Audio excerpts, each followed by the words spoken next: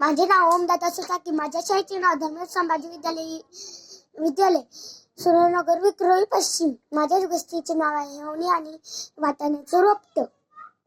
एके दिवशी अवनी स्वयंपाकघरातील टेबलावर आईच्या स्वयंपाकाची लगबग पाहत बसली होती. आईनं कुकरची तयारी केली. अवनी, तेवढे वाटाणे देतेस ग बाळा? आईनं विचारलं. अवनीनं वाटाण्याचं भांड उचलून आईला दिलं. उचलताना एक वाटाणा खाली पडला.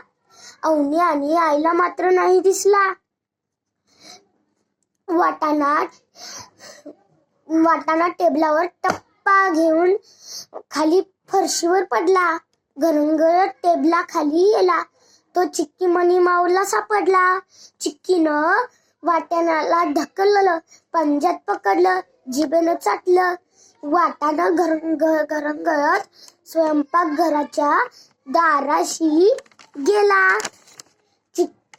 चिक्कीनं त्याला पुन्हा पंजानं ढकललं.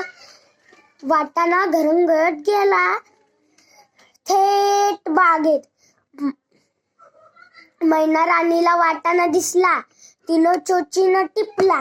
वाटाणा खूपच कठीण होता. तिनं परत चोचीनं टोचा मारला. वाटाणा टुनकन उडून मातीत पडला, अगदी टोमॅटोच्या झाडाजवळ. अचानक गांडूळ भाऊ मातीतून वर डोकावला. त्यालाही वाटाणा दिसला, पण काही खास नाही वाटला, म्हणून तो परत मातीत बुडूक झाला. मात्र त्यामुळे मातीत छोटा खड्डा तयार झाला. वाटाणा घसरून मातीत जाऊन बसला. मातीनं त्याला झाकून टाकला. वाटाणा आता मस्त काळ्या थंडगार मातीत निवांत पहुडला. अनेक दिवस सरले. पावसाळा आला. पावसात वाटाणा चिंब भिजला. पावसाचं पाणी पिऊन टम्म फुगला. त्याला आली छोटी शेपूट. डोक्यावर घातला हिरवा मुकुट. जमिनी बाहेर आला.